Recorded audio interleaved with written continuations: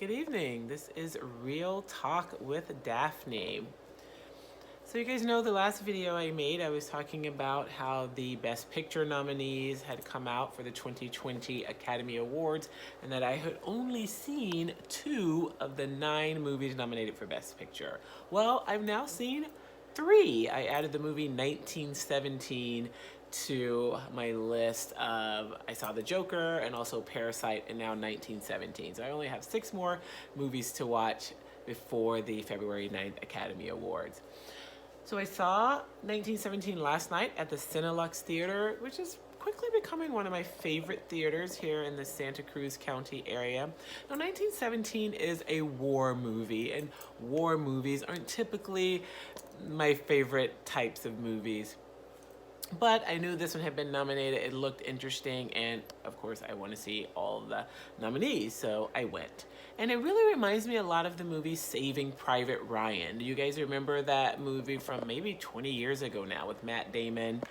It reminded me a lot of that because this movie, 1917, is about 2 soldiers who are sent on a mission to warn another troop of soldiers a day or so away by foot to warn them against a possible ambush by the Nazi soldiers. And the main soldiers are British soldiers. So Lance Corporal Blake and Lance Corporal Schofield are sent on this mission, right, to let the other troop know that, hey, you're walking into an ambush. And if they don't get the message there in time, 1,600 soldiers could be killed in this ambush. And one of those is Lance Corporal Blake's older brother, who's in this other troop as well. So they have to travel through enemy territory, through the German Nazis, in order to get to this other troop and warn them of the possible ambush.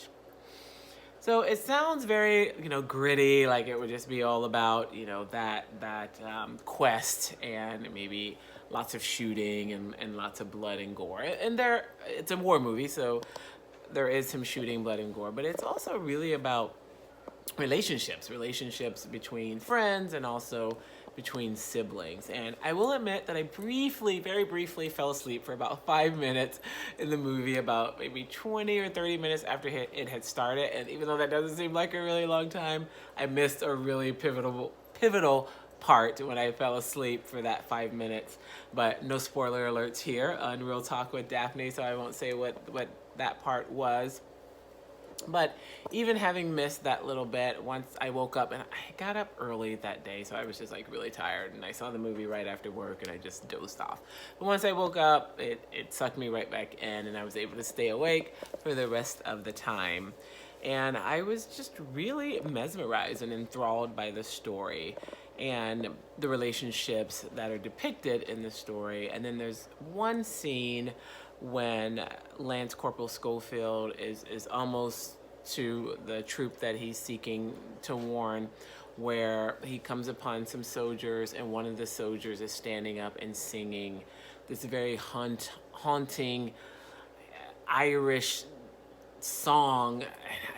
It's something like, I'm going home to see my mother, I'm going home. I have no idea what the name of the song is or whatever, but his voice was angelic, and it was just such a powerful scene because Lance Corporal Schofield was just exhausted at that time, and he just collapsed right there, and this soldier was singing in the beautiful voice, and it was just really, really haunting, and to me it was the most powerful scene in the movie. But anyway, I can't say a whole lot about this movie without giving things away, so that's as much as I'm going to say. I was very pleasantly surprised. I really liked the movie. I want to see it again, especially since I fell asleep in that little 5-minute part.